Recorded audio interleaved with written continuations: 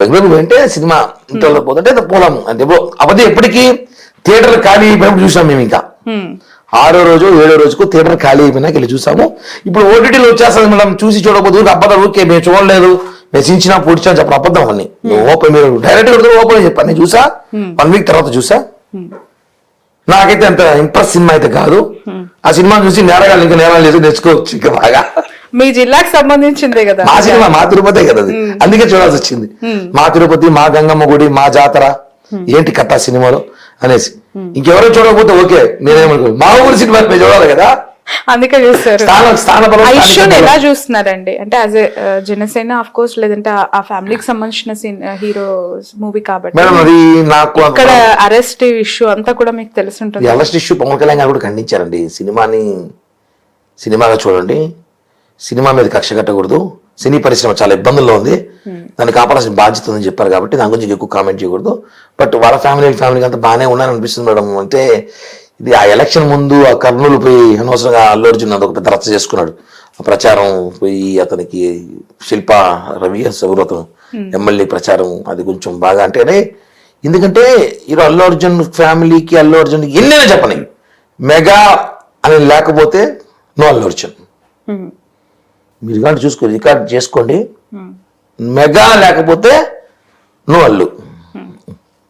Megastar అంటే అందరూ ఆయన మెగాస్టార్ అయినా చిరంజీవి గారు పవన్ కళ్యాణ్ గారికి దారేసిన ఆయనే. మీరేమో ఇలా అంటారు, ఆయన ఫ్యాన్స్ ఏమో అల్లు అనే లేకపోతే మెగా అనే లేదు అని వాళ్ళు అంటారు.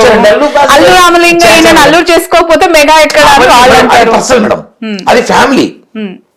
అంటే చంద్రబాబు నాయుడు కూడా ఎక్కడ చూశారు, ఎన్టీ రామారావు అల్లుడు అయిన కదా ముఖ్యమంత్రికి అవకాశం వచ్చింది. పర్సనల్ గట్స్ ఎథిక్స్ కావాలి. మెగాస్టార్ గారు ఆ రోజు డాడీ సినిమాలో అల్లు అర్జున్ తీసుకొచ్చి డాన్స్ ప్రోత్సహించి అప్పట్లో గంగోత్రి సినిమా అప్పుడు గంగోత్రి సినిమా అప్పుడు అల్లు అర్జున్ సొంత ఫ్యాన్స్ ఉన్నారా? లేదు కదా.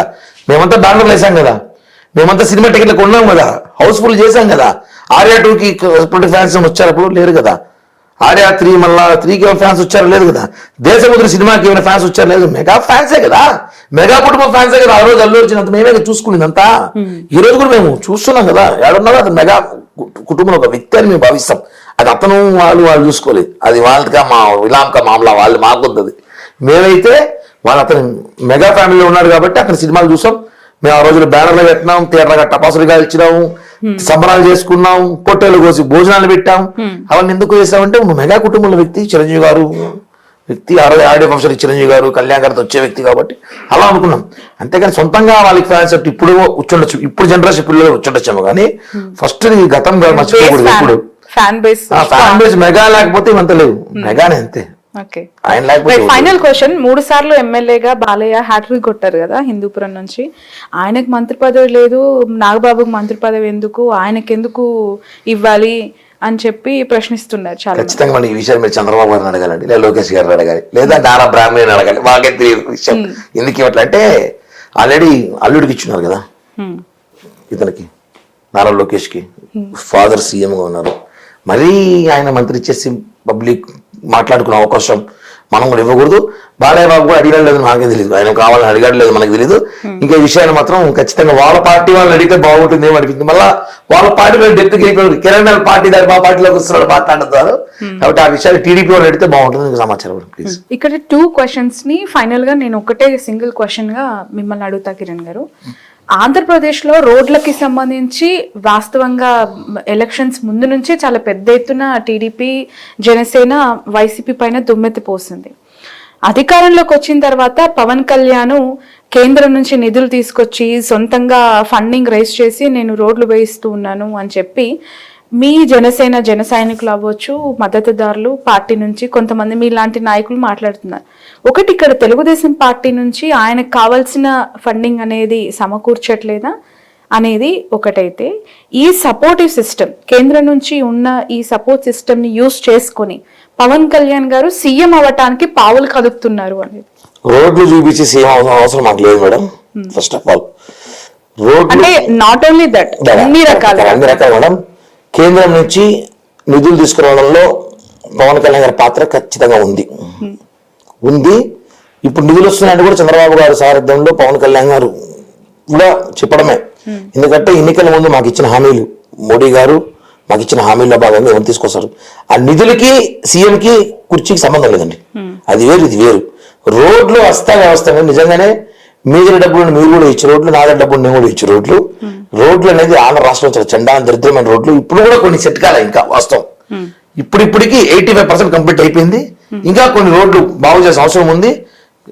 ఫస్ట్ నిధులు పవన్ కళ్యాణ్ గారు సంతకం పెట్టిందే గ్రామాల్లో రోడ్లు, మంచి తార్ రోడ్లు, సిమెంట్ రోడ్లు వేసేమన్నాడు. వేస్తున్నారు. అంటే సమయానికి కాంట్రాక్టర్ రాకపోవడం, వర్షాలు రావడం రీజన్.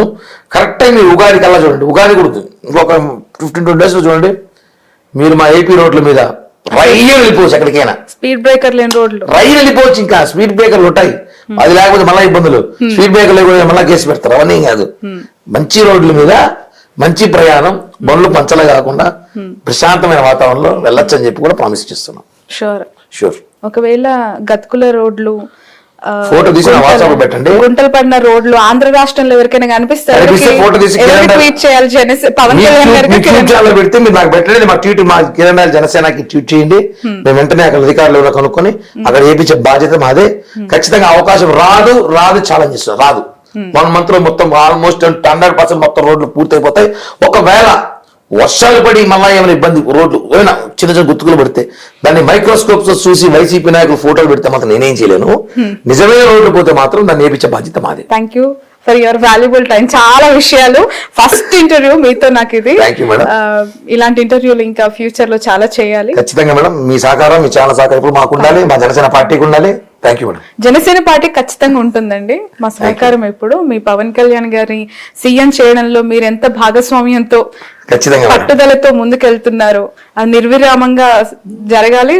సక్సెస్ఫుల్ గా జర్నీ కొనసాగాలి. అందరి సహకారంతో మేము అనుకున్న కోరిక మహిళ చూడాల్సిన స్థానం కూడా వస్తుందని మనస్ఫూర్తిగా కోరుకుంటున్నాను. ఎప్పుడు 2025 లో టైం నేను చెప్పలేదు మేడం, అది మళ్ళీ వేరే కాంట్రవర్షన్. తమ్నైల్ మళ్ళీ ఒకటి వచ్చింది కిరణ్ గారు. 2025 లో maybe or may not be Pawan Kalyan CM. రాజకీయాలు ఏమైనా జరగచ్చు, ఇది మాత్రం ఇది తమ్నైల్ పెట్టుకోవాలి మీరు. రాజకీయాల్లో ఏమైనా జరగచ్చు, జరుగుతుంది, ఇది మాత్రం చెప్పగలను. పవన్ కళ్యాణ్ గారు సీఎం అవుతున్నారు. పవన్ కళ్యాణ్ గారు ఎప్పటికే సీఎం ఆంధ్ర రాష్ట్రం కన్ఫర్మ్ అంతే. నెక్స్ట్ సీఎం పవన్ కళ్యాణ్ గారు. ఎప్పుడు చెప్పలేము. Thank you madam. Thank you. పెళ్లికి బంగారానికి ఎన్నటికీ విడదీయలేని అనుబంధం. పెళ్లి కాదు, మా ఇంట్లో ఏ శుభకార్యమైనా బంగారంతో మొదలవ్వాల్సిందే. అయితే నా పెళ్లి ఆభరణాల విషయంలో ఒక్కొక్కరిది ఒక్క చాయిస్. నాకు యాంటిక్ జ్యువెలరీ అంటే చాలా ఇష్టం. చెల్లికి డైమండ్ జ్యువెలరీ నచ్చుతుంది.